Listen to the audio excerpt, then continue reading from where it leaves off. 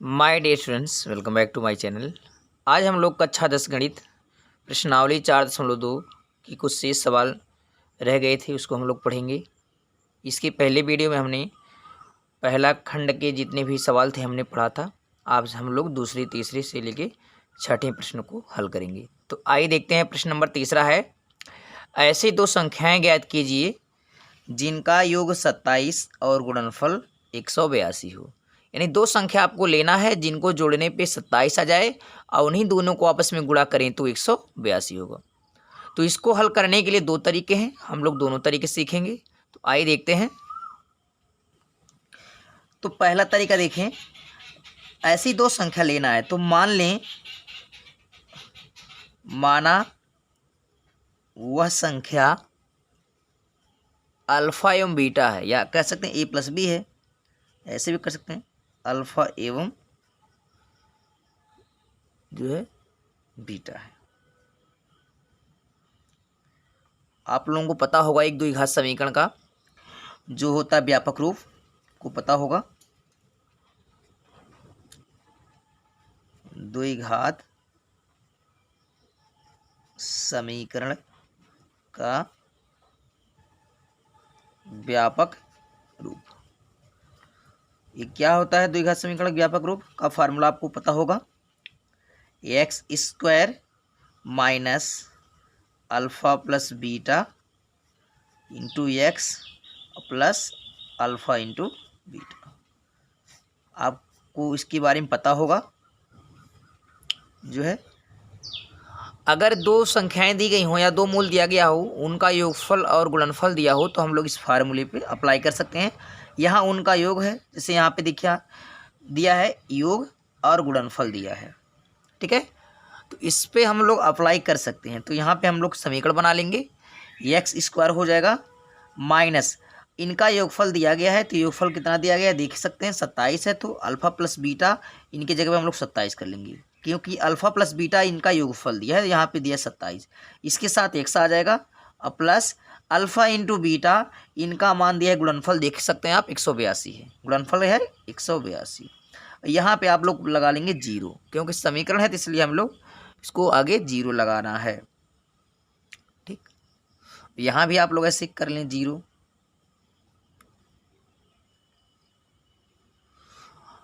अब आपको क्या करना है, इसका गुणनखंड कर लेना है। यहाँ पे 182 लिख देंगे।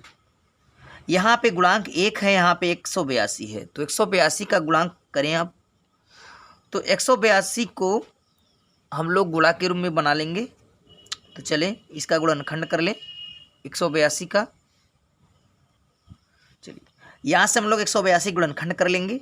2 9 18, 2 एकड़ने 2 हो जाएगा यहाँ पर। उसके बाद 91, 13 7 91 आपको पता है कि 7 तेरहिया में 91 होता है और 13 एकड़ने 13 होता है, एक कट गया। अब देखें, अब इसमें हमें क्या मिलेगा, अल्फा इंटू बीटा, यानी गुणा करने पे आपको 182 हो, जोड़ने घटाने पे 27 है। तो इसको हमें 27 वाले पार्ट को दो पार्ट में तोड़ना है। तो देखें यहाँ पे 2 गुणे 7 है, तो 2 7 कितना हो जाएगा, 14 हो जाएगा। और नीचे हमने क्या ले लिया, 13 ले लिया है। इससे क्या फ़ायदा है, अगर हम 14 में 13 से गुणा करते हैं तो 182 हो जाएगा, और 14 में अगर हम 13 जोड़ देते हैं तो आपको मिल जाएगा 27। और वही चाहिए भी कि गुणा करने पे आपको 182 प्राप्त हो, जोड़ने या घटाने पे 27। तो 14 और 3 इनको दो पार्टों में तोड़ेंगे, तो 14 और 13 गुणा करने पे 182 होगा, 14 में 13 जोड़ेंगे 27 हो जाएगा। तो ये हम काम कर लें, यहाँ पे एक्स स्क्वायर से रहने देंगे, जो बीच वाला मध्य पद है इसको दो पार्टों में तोड़ेंगे, एक आ जाएगा आपका 14, एक 13 में। तो यहाँ पे हम लोग इसके साथ एक्स लगा लेंगे, 14x हो जाएगा, यहाँ माइनस 13x हो जाएगा। इसलिए हम दोनों माइनस लगा रहे हैं ताकि हम लोग दोनों संख्याओं को जोड़ पाएँ। समान चिन्ह होगा तभी ये जुटेंगे। 27 बनाने के लिए हमें दो पार्ट में इसको तोड़ना पड़ा, 14 13, लास्ट में लिखा 182 और बराबर 0, ऐसे लगा लेंगे, ठीक। अब यहाँ पे दो दो पदों को एक साथ लेके कॉमन ले लेंगे। इन दोनों पदों में आप देखते हैं एक्स कॉमन हो जाएगा, बचेगा क्या, 2 पावर है, 1 निकल गया, बचेगा एक्स माइनस एक्स तो निकल गया है, बचा 14। यहाँ से माइनस लगा लिया। यहाँ 13 कॉमन हो जाएगा, क्योंकि 13 से संख्याएं कट जाएंगी, क्योंकि इनमें गुणनफल में 13 है। यहाँ 13 ले लेंगे। और 13x से भाग देंगे तो 13 निकल गया, बचा x। यहाँ माइनस चिन्ह कॉमन होता है तो अंदर का चिन्ह बदल जाएगा, यहाँ प्लस है तो माइनस हो जाएगा। 13 से भाग 182 में जाएंगे तो 13 करने 13, 6 बचा, 13 5 18, 13 करने 13 बचा 5, 52 हो गया, 13 चौके 52 हो जाएगा, बराबर 0 हो गया। अब दोनों ब्रैकेट्स में देखते हैं, x - 14 x - 14 एक में लिख लेंगे, दोनों में से कोई एक हम यूज कर सकते हैं और एक ब्रैकेट में कॉमन जो लेते हैं x - 13 बराबर 0। अब दोनों का गुणनखंड के बराबर 0 आ गया तो दोनों के बराबर हम 0 कर सकते हैं, पहले के भी बराबर 0 हो सकता है, इसके भी बराबर 0 हो सकता है। चलिए यदि पहले वाले को 0 लेके चलते हैं, यदि x - 14 बराबर 0 तो x बराबर -14 से उधर जाएगा +14, x का एक मान निकल गया। यदि दूसरे वाले को करके चलते हैं, यदि x - 13 बराबर 0 तो x बराबर -13 से +13 आ जाएगा, x बराबर 13। तो x के दो मान निकले, ठीक है। तो वह संख्या क्या हो जाएगी, आपको पूछा था कि वह संख्या क्या होगी, तो वह संख्या 14 और 13 हो जाएगी। 14 में 13 जोड़ेंगे तो 27 प्राप्त हो जाएगा, 14 में 13 से गुणा कराएंगे तो 182। आपसे यही पूछा गया था कि वो दो संख्या ज्ञात करना है कि जिनका गुणनफल जो 182 हो जाए और जिनका उसके बाद योगफल 27। तो योगफल अगर इनको जोड़ें तो 14 में 13 जोड़ेंगे 27 हो गया, योगफल 27 हो जाएगा, और 14 में 13 से गुणा करेंगे तो योगफल हो जाएगा, गुणनफल 182 हो जाएगा। आप देख सकते हैं योगफल 27 और गुणनफल 182। आप चाहते तो डायरेक्ट ही इसका आंसर बता सकते थे, जैसे यहाँ मैंने 182 का डायरेक्ट ही गुणनखंड किया है, इसको तोड़ा है तो यहाँ पे 2 7 14 13 ले लिया, तो 14 में 13 जोड़ा तो 27 और 14 में 13 से गुणा किया तो 182। तो आंसर आपको वहीं ही पता हो गया था कि 14 और 13 होगा, क्योंकि जोड़ने पे हमें 27 लाना है, गुणा करने में 182। अब इसको हम हल किए तब भी आया, तो आप डायरेक्ट भी बता सकते हैं। अगला प्रश्न है, दो क्रमागत धनात्मक पूर्णांक ज्ञात कीजिए जिनके वर्गों का योग 365 हो। तो यहाँ पे कह रहा है क्रमागत, दो क्रमागत माने क्रम से आने वाली। तो क्रमागत संख्या निकालने के लिए आपको कुछ मानना पड़ेगा। यहाँ से देखें, माना पहली क्रमागत संख्या, पहली क्रमागत संख्या, जो पहली संख्या होती है आप उसको x मानेंगे, ठीक है। और दूसरी क्रमागत संख्या में, दूसरी क्रमागत संख्या, इसमें क्या करेंगे, x जो है उसमें आप यहाँ पे 1 जोड़ेंगे, क्योंकि जो x होगा उसको हम लोग नोट करते जाएंगे। अब यहाँ पहले में कुछ भी नहीं जोड़ा है तो समझ लीजिए 0 जोड़ा गया है, और 0 को क्रम से आएगा तो 0 के बाद 1 आएगा। अगर तीसरी क्रमागत संख्या होती तो 0 यहाँ हो गया, यहाँ 1 हो गया, वहाँ 2 आ जाता, तो तीसरी क्रमागत संख्या में x + 2 लिखा जाता। जब भी हमें क्रमागत संख्या निकला होगा तो पहले को हम x लिखेंगे, उसके बाद यहाँ पे 0 जोड़ेंगे, फिर 1 जोड़ेंगे, फिर 1 के बाद 2, फिर 3, ऐसे क्रम से जोड़ते रहेंगे। अब यहाँ पे प्रश्नानुसार करना है।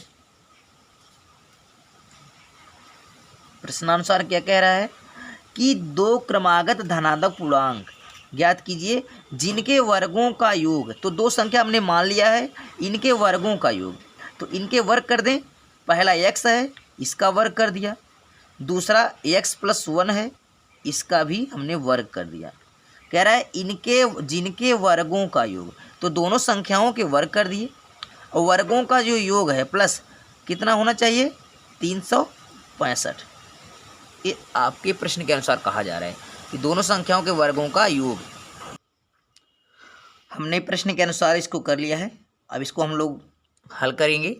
x का स्क्वायर तो वही होगा, x² होगा। यहाँ पे क्या करना है, यहाँ पे देखें a + b का होल स्क्वायर है, इस पे हम लोग तोड़ देंगे। आपको पता है a + b का होल स्क्वायर, तो हम लोग डायरेक्ट ही इसको हल कर देते हैं।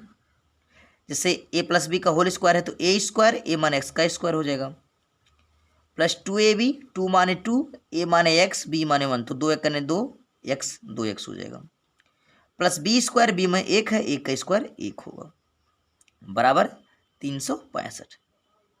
अब हम सबको क्या करेंगे, बाईं तरफ कर लेंगे, दाईं तरफ हमें 0 कर लेना है।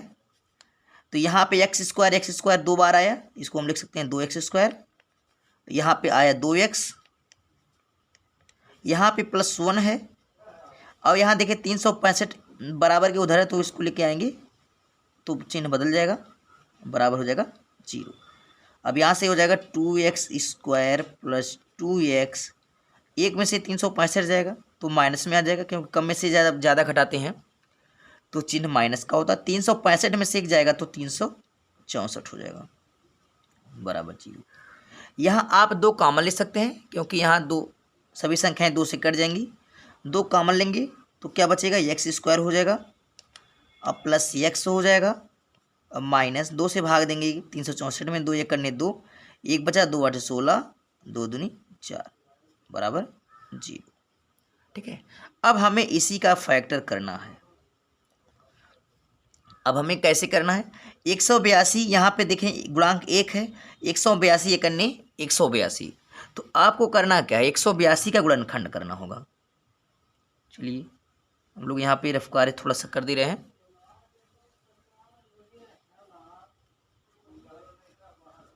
एक 182 इसको काटेंगे तो 2 9 18, 2 1 अन्य 2, 7 3 में 91 और 13 1 अन्य 13।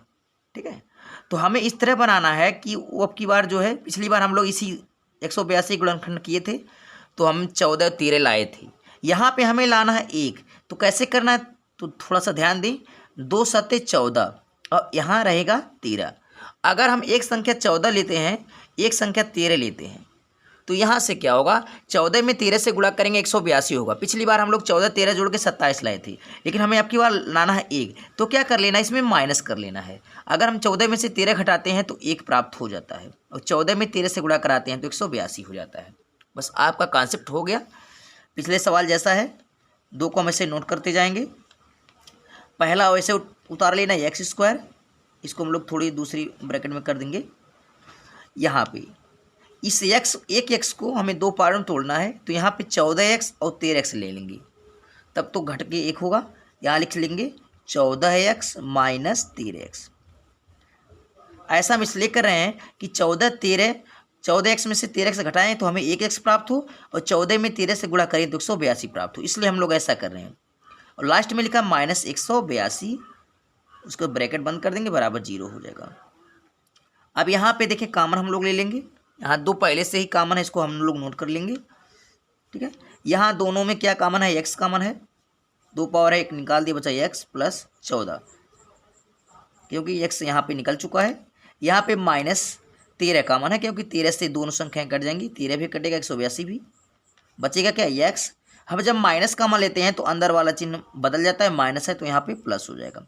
13 से भाग देंगे 182 में, तो 13 के ने 13 5 आया, और 13 चौके 52, बराबर 0। इसको हम लोग बंद कर लेंगे, इसको अब बराबर 0 कर लेंगे। यहाँ पे 2 संख्याएं ब्रैकेट में हैं, सेम चीज़ें हैं, जिसको हम लोग एक बार लिखते हैं, आपको पता होगा। x + 14 हो जाएगा। एक ब्रैकेट में होगा जो हमने कॉमन लिया है x - 13, और यहाँ 2 कॉमन पहले से लिए, उसको नोट कर लेंगे, बराबर 0। देखें अब इनका गुणनफल जो है 0 आया है, इन दोनों को आपस में गुणा कराएंगे 0 होगा, तो हम दोनों संख्याओं के बराबर 0 रख के चेक कर लेंगे। यदि हम पहले संख्या के बराबर 0 लेते हैं तो क्या होता है, यदि 2x + 14 बराबर 0 लेते हैं तो क्या होता है, 2 गुणा में है, उधर जाएगा बटे में हो जाएगा, 0 हो जाएगा। x बराबर सीधे हो जाएगा, धन 14 है तो उधर जाएगा -14 हो जाएगा। ऐसा हम लोग कैसे किए हैं, देखिए यहाँ 2 गुणा में है तो दाहिनी ओर जाएगा तो बटा में होगा, तो 0/2, इसका मतलब 0 होगा। अगर अंश 0 है तो 0 हो जाएगा, तो बचा x + 14 बराबर 0, तो x बराबर -14 हो गया। ये कैसे कर सकते हैं। दूसरा लेके चलते हैं, x - 13 बराबर 0। यदि x - 13 बराबर 0, तो x बराबर -13 उधर जाएगा तो +13 हो जाएगा, तो x का मान 13 गया। जब 2 संख्याएं आपको प्राप्त हों, एक माइनस में एक प्लस में, तो हमेशा जो है प्लस वाले को ही लेते हैं, माइनस को छोड़ देते हैं। जो प्लस वाला होता है वही आपका आंसर हो जाएगा।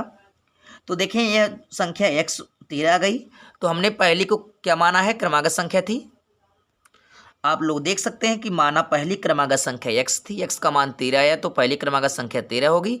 दूसरी x प्लस 1 तो x में 13 जोड़ेंगे, 13 प्लस 1 14, तो पहली क्रमागत संख्या x यानी 13, दूसरी 14, तो 13 14 में का हम गुणा करेंगे 182 होगा। 13 में 14 में से 13 घटाएंगे तो 1 प्राप्त होगा। आप लिख सकते हैं अतः पहली संख्या बराबर 13 एवं दूसरी संख्या बराबर x प्लस 1। x प्लस 1 मतलब x माने 13 प्लस 1 माने 1, 13 1 14 हो जाएगा। ये आपका आंसर हो जाएगा। आप चाहें तो उसकी उत्तर की जांच कर सकते हैं। जैसे उत्तर की जांच करने के लिए हम बता सकते हैं, देखिए कि कह रहा था कि दो क्रमागत पूर्णांक धनात्मक पूर्णांक ज्ञात कीजिए जिनके वर्गों का योग 365 है। तो मैंने पहली क्रमागत संख्या निकाला था 13, इसका वर्ग कर दिया। दूसरा 14 था, इनका वर्ग कर दिया। इनका योगफल हमें क्या लाना है 365। तो देखें 365 आता है कि नहीं। तो 13 का वर्ग होता है 169 और 14 का वर्ग होता है 196 होता है। अब जोड़ें इनको तो 9 6 15 हो गए, 5 हासिल आया 1। अब यहाँ पे 9 6 15 16 हो जाएगा, 1 1 2 1 3। तो यहाँ पे आप देख सकते हैं कि जो है 365 प्राप्त हुआ। जिनके वर्गों का योग 365 प्राप्त होना है, हमने इसका उत्तर जांच कर दिया। अगला प्रश्न देखें। एक समकोण त्रिभुज की ऊंचाई इसके आधार से 7 कम है। यदि कर्ण 13 सेंटीमीटर हो तो अन्य दो भुजाएं ज्ञात कीजिए। तो आपको पता है समकोण त्रिभुज में आधार लंब कर्ण होता है। इसमें जो है ऊंचाई जो है आधार से 7 कम बताया गया है और कर्ण की लंबाई 13 सेंटीमीटर दी है। तो दो भुजाएं ज्ञात करना है। तो आइए देखते हैं। सबसे पहले हम लोग क्या करेंगे, एक समकोण त्रिभुज बना लेंगे। तो आइए देखते हैं। समकोण त्रिभुज होता है जिसका एक कोण 90 अंश का हो। हमने यहाँ समकोण त्रिभुज बना लिया, इसको ए नाम दे दिया, बी और सी, ठीक है। जहाँ बी इस शंकु समकोण हमने कर दिया। अब करना क्या है देखें, कह रहा है एक समकोण त्रिभुज की ऊंचाई इसके आधार से 7 कम है। तो सबसे पहले हम लोग आधार बनाएंगे, तब तो हम ऊंचाई 7 कम दिखा सकते हैं। तो आधार सबसे पहले हम लोग क्या मानेंगे, x। हमने आधार को x मान लिया है, x सेमी कर सकते हैं। अब इसकी ऊंचाई जो है आधार से 7 कम है, तो ऊंचाई a होती है। तो आधार से 7 कम है, आधार हमने x माना है, 7 कम है इसलिए 7 हम लिए माइनस कर दिए, क्योंकि कम के लिए माइनस प्लस, अधिक के लिए प्लस, ठीक है। इसको हम लोग कैसे कर सकते हैं। फिर कह रहा है कर्ण 13 सेंटीमीटर है। समकोण के सामने वाली भुजा कर्ण होती है, इसका माप दिया 13 सेंटीमीटर। तो हम लोग जो है तीनों आधार लंब या जिसको ऊंचाई कहते हैं कर्ण यहाँ कर दिया। अब हम लोग क्या करेंगे, इसको पाइथागोरस प्रमेय पे हल कर लेंगे, क्योंकि पाइथागोरस प्रमेय समकोण त्रिभुज पे लागू होता है। चूंकि ये समकोण त्रिभुज है इसलिए हमें थोड़ा सा यहाँ पे कल्पना करना पड़ेगा, मानना पड़ेगा। जैसे हम लोग यहाँ पे लिख दिए हैं, माना समकोण त्रिभुज का आधार हमने क्या माना है, x सेंटीमीटर माना है, क्योंकि सभी भुजाएं सेंटीमीटर में दी हैं। ऊंचाई क्या हो जाएगी, यहाँ ऊंचाई जो आधार से 7 कम है, तो ऊंचाई आधार x है, इससे 7 कम है तो 7 कम कर दीजिए, ये हमें दिया है। और कर्ण क्या दिया है, यहाँ पे दिख रहे हैं 13 सेंटीमीटर। अब हम लोग यहाँ पाइथागोरस प्रमेय लागू करेंगे, लिखेंगे समकोण त्रिभुज एबीसी में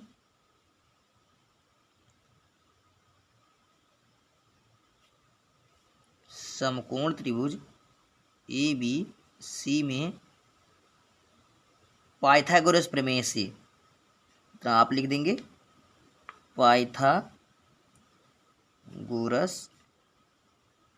प्रमेय से। पाइथागोरस प्रमेय क्या है आपको पता होगा कि कर्ण का वर्ग बराबर आधार का वर्ग कहें चाहे लंब का वर्ग कहें, आप आगे पीछे कर सकते हैं, कोई दिक्कत नहीं है। लंब का वर्ग। ठीक है, यही पाइथागोरस प्रमेय होता है कि कर्ण का वर्ग जो है शेष दो भुजाओं के वर्गों के योग के बराबर होता है। जितने दो भुजा मिल के बराबर होंगे उतना अकेले कर्ण का मान होता है। अब जो भी भुजा हमने माना है उसको इस स्थान पे यहाँ पे रख लेंगे। कर्ण क्या है, कर्ण 13 है, यहाँ पे 13 वर्ग है, वर्ग लगा दिए। आधार हमने क्या माना है, आप देख सकते हैं आधार x है, चूंकि इस पे वर्ग है वर्ग हो जाएगा। लंब क्या है, लंब ऊंचाई जो है x-7 है, इसका भी हम लोग वर्ग कर दिए। ठीक, 13 का वर्ग करेंगे तो 13 का वर्ग 169 हो जाएगा। x का वर्ग x वर्ग ही रहेगा। यहाँ पे आप देख सकते हैं यहाँ बन गया है a-b का होल स्क्वायर। आप चाहें तो लिख सकते हैं, चूंकि a-b का होल स्क्वायर बराबर होता है a² - 2ab + b²।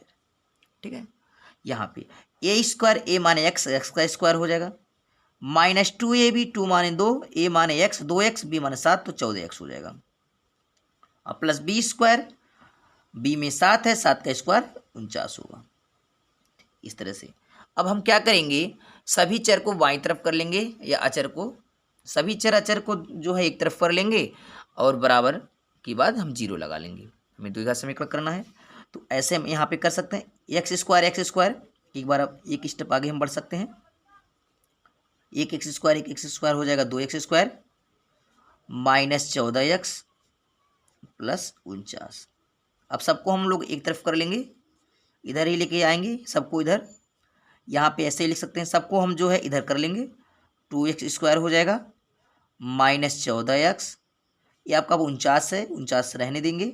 ये देखें इधर हम लेके आ रहे हैं इसको, 169 प्लस के साथ है तो यहाँ 169 माइनस के साथ हो जाएगा, बराबर हो जाएगा जिधर 0। चलिए इसको आगे बढ़ाएंगे, 2x² -14x, 49 में से 169 घटेगा क्योंकि प्लस वाला छोटा है माइनस वाला बड़ा है, इसलिए माइनस का चिन्ह लगेगा। अब घटा लें, 9 में से 9 हो जाएगा 0 प्राप्त होगा, 6 में से 4 गया 2, यहाँ पे 1 हो जाएगा, 120 हो जाएगा बराबर 0। अब चाहे तो आप 2 कॉमन ले सकते हैं क्योंकि 2 से सभी संख्याएं कट जाएंगी, 2 कॉमन लेंगे तो बचेगा क्या, x² -7x -60 बराबर 0। अब हम लोग इसका फैक्टर कर लेंगे, यहाँ पे 60 या 60 का गुणनखंड, हमें 60 को ऐसे दो पार्ट में तोड़ना है कि गुणनफल जो है 60 आए और इनका योगफल और अंतरफल जो है या कोई एक 7 आए। तो इसको हम कैसे डायरेक्ट भी कर सकते हैं, यहाँ पे देखें 12 25 60 या 12 में से 5 जाएगा तो 7 हो जाएगा। ठीक है, इसको हम लोग आप इसको कल्पना कर सकते हैं, इसको हम लोग बड़े कोष्ठक में मझले कोष्ठक में कर सकते हैं। x², इस 7x को 2 पार्टों में तोड़ना है, कैसे तोड़ेंगे ताकि गुणनफल भी 60 हो, तो यहाँ पे हम लिख सकते हैं 12x अब प्लस 5x। 12x में से अगर हम 5x घटाते हैं तो -7x प्राप्त होगा, जो बीच वाला मध्य पर टूट जाएगा, अब 12 पंजे 60 भी हो जाएगा, लास्ट में लिखा -60 बराबर 0। अब इन दोनों को करके एक साथ हम लोग कॉमन ले लेंगे, 2 पहले से कॉमन है, इसको हम करेंगे, इन दोनों में कॉमन x बचेगा x -12 आ जाएगा, यहाँ पे 5 कॉमन हो जाएगा, बचेगा क्या x -5 बराबर 60 12 हो जाएगा 0। अब देखें x -12 2 बार आया तो हम लोग यहाँ पे हल कर सकते हैं, तो एक ब्रैकेट में हो जाएगा x -12 और एक ब्रैकेट में होगा जो कॉमन लिए हैं x + 5 बराबर 0, और 2 पहले से ही कॉमन लिया गया, इसको आगे हम लोग कर सकते हैं। ये देखिए इनका गुणनफल 0 होता है तो हम दोनों के बराबर 0 रख सकते हैं, यदि पहले वाले के 0 रखें, यदि 2x -12 बराबर 0 लेते हैं तो क्या होता है, 2 गुणा में है, इधर बटे में जाएगा 0 हो जाएगा, बचा x -12 बराबर 0 आ जाएगा, x बराबर -12 से हो जाएगा +12, एक मान यहाँ पे निकल गया। दूसरा वाला लेके चलते हैं, यदि x + 5 बराबर 0 तो x बराबर +5 उधर जाएगा -5 हो जाएगा, 2 मान निकले। हमेशा जो है हमें धनात्मक मान ही लेके चलना, इसको ही लेके चलना, ऋणात्मक हम छोड़ देंगे। x बराबर 12 तो x को आप लोग क्या माने हैं उसको देखें।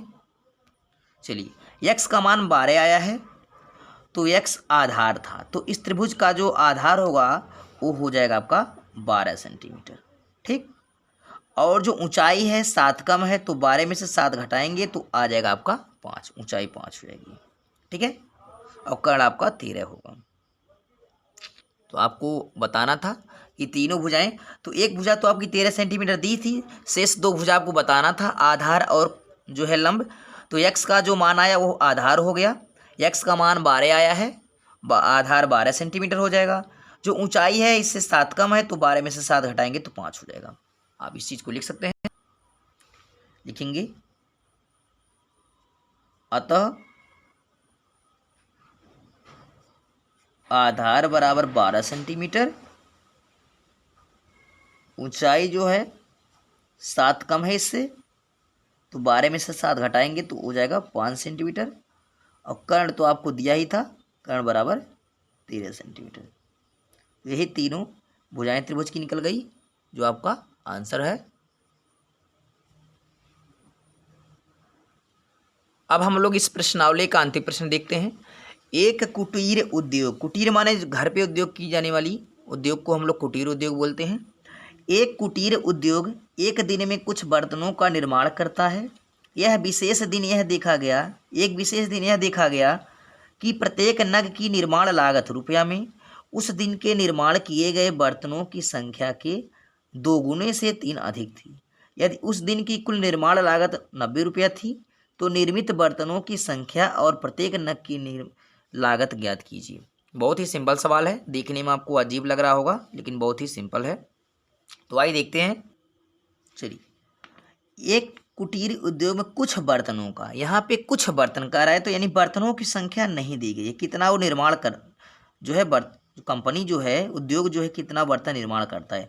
तो जो चीज़ हमें पता ना हो उसको हम लोग कोई काल्पनिक मान लेते हैं। यहाँ पे मानेंगे हम लोग, माना कुटीर उद्योग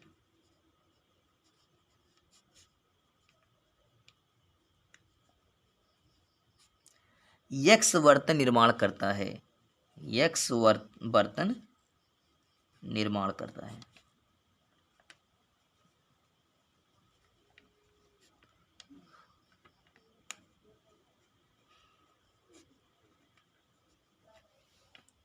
ऐसे भी लिख सकते हैं कि माना कुटीर उद्योग द्वारा बर्तन निर्माण की संख्या यक्स है। उसके बाद हम लोग जो है बर्तनों के निर्माण की संख्या लिख दिया है। उसके बाद कह रहा है विशेष दिन देखा कि प्रत्येक नग के निर्माण की लागत उस दिन के निर्माण किए बर्तनों की संख्या के दोगुने से। तो निर्माण लागत यानी बर्तन बनाने में कितनी लागत लगी है, लिखेंगे निर्माण लागत। आप लिख सकते हैं कि बर्तनों के निर्माण की लागत यानी कितना जो है खर्च उस पर आया है बर्तन बनाने में। अगर बर्तन की संख्या x है तो उसका खर्च कितना है। यहाँ पे देखें आप कि एक दिन देखा गया है कि प्रत्येक नग के निर्माण की लागत, जो लागत है उस दिन के निर्माण किए गए बर्तनों की संख्या। तो बर्तनों की संख्या तो कितना माना गया है, हमने बर्तनों की संख्या जो निर्माण जो बर्तन किया गया है बर्तनों की संख्या हमने x माना है। अब बर्तनों की संख्या के दुगने, दुगने से 2 से गुणा कराओ, और दुगने से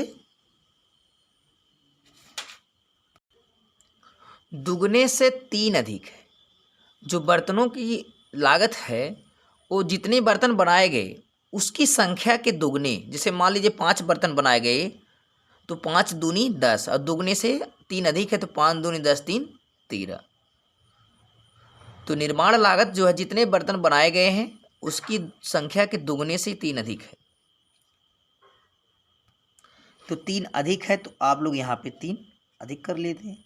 ठीक है, जो निर्माण लागत है कुल खर्च हो रहा है निर्माण लागत की, वो बर्तनों की संख्या के दुगने से 3 अधिक है। अब कुल लागत आई, आप देख सकते हैं प्रश्न में दिया कुल लागत 90 रुपया। आप देख सकते हैं उस दिन की कुल निर्माण लागत 90 रुपया है, जितने बर्तन बनाए गए हैं उसकी लागत 90 रुपया है। आप लिख सकते हैं कुल लागत दिया है 90 रुपया। ठीक, अब प्रश्नानुसार कर लें।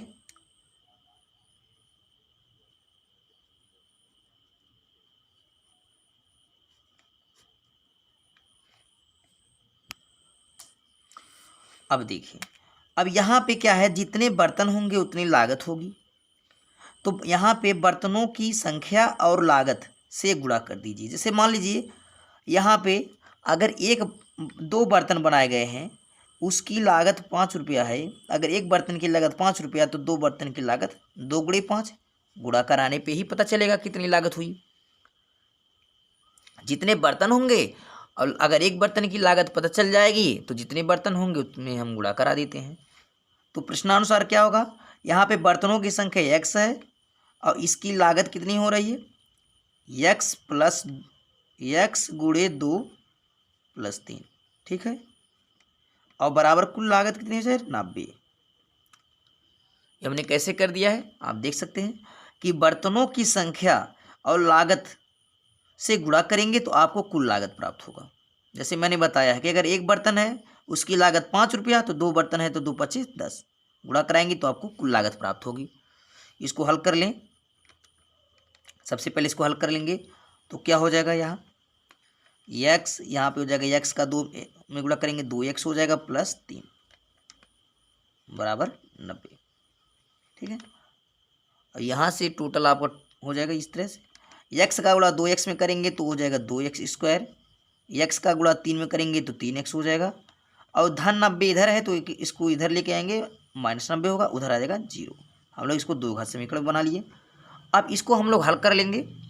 2 है 90 है, 90 दूनी 180, गुणा करने पे 180 आए और जोड़ने घटाने पे 3 आए, तो इसको 180 का गुणनखंड कर दीजिए आप।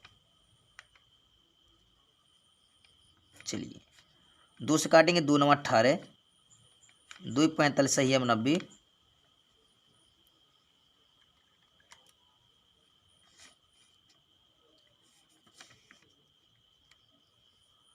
उसके बाद 3 से काटेंगे, 3 15 45 हो जाएगा, फिर 3 5 15 हो जाएगा, 5 करने 5। अब आपको लाना है 3, तो 3 कैसे लाएंगे, देखिए 2 दूनी 4 तियाँ 12 और 5 तियाँ 15, तो एक संख्या 12 होगी, दूसरी संख्या 15 होगी। ठीक है, 15 में 12 से गुणा करेंगे तो 180 होगा, और 15 में से 12 घटाएंगे तो आपको 3 प्राप्त होगा। ठीक है, ये दो संख्या हो गई।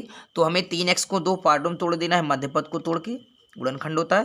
तो यहाँ हमें करना क्या, पहला हम नोट कर लेंगे 2x स्क्वायर हो जाएगा। अब 3x को हमें बड़ी में से छोटा घटा लेना है, लिखेंगे आप 15x माइनस 12x, 15x में से 12x जाएगा 3x हो जाएगा, 15 बरहिया में 180, लास्ट में माइनस 90 बराबर 0। यहाँ दोनों को एक साथ लेके कॉमन ले लें, यहाँ दोनों में x कॉमन हमें दिखेगा, बचेगा क्या 2x प्लस 15, यहाँ माइनस 6 कॉमन लीजिए क्योंकि 12 से 90 कटेगा नहीं, 6 से 90 कट जाएगा, 6 दूनी 12, 6 15 90, यहाँ 6 कॉमन लेंगे, बचेगा क्या 2x। जब माइनस कॉमन लेते हैं तो अंदर वाला चिन्ह बदल जाता है, माइनस है तो प्लस हो जाएगा, 6 से भाग देंगे 90 में, 15 छक्का 90 बराबर 0। अब दोनों में से कोई एक लिख लेंगे हम जो सेम आया है, 2x प्लस 15, और एक ब्रैकेट में लिखेंगे जो हमने कॉमन लिया है x माइनस 6 बराबर 0। अब दोनों के बराबर 0 के चेक कर लेंगे, यदि 2x प्लस 15 बराबर 0 तो 2x बराबर धन 15 है तो माइनस 15 हो जाएगा, और x बराबर 2 गुणा में है तो बटे में हो जाएगा माइनस 15 बटे 2। ये ऋणात्मक मान प्राप्त हुआ, इसको लेना नहीं है। दूसरा देखते हैं, यदि x माइनस 6 बराबर 0 तो x बराबर माइनस 6 है तो उधर जाएगा प्लस 6 हो जाएगा, x का मान 6 आ जाएगा। तो हमेशा हमें धन का ही लेके चलना है, माइनस वाले को छोड़ेंगे, धन वाले को लेंगे, लिखेंगे धनात्मक अंक लेने पर।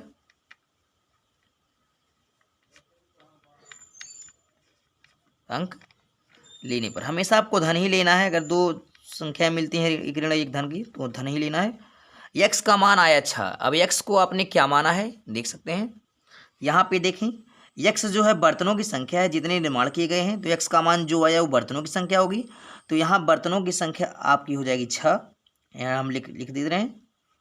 और उसकी खर्च जो है 2x धन 3 है, बर्तनों की संख्या के दूनी से 3 अधिक है, तो बर्तनों की संख्या 6 है और 6 दूनी 12, 12 में 3 जुड़ेंगे 15, तो निर्माण जो लागत होगी 6 बर्तनों की 15 रुपया हो जाएगी।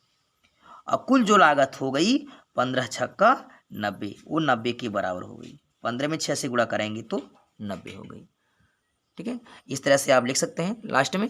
अतः बर्तनों की संख्या x यानी 6 और निर्माण लागत 6 दूनी 12 3 15 रुपये।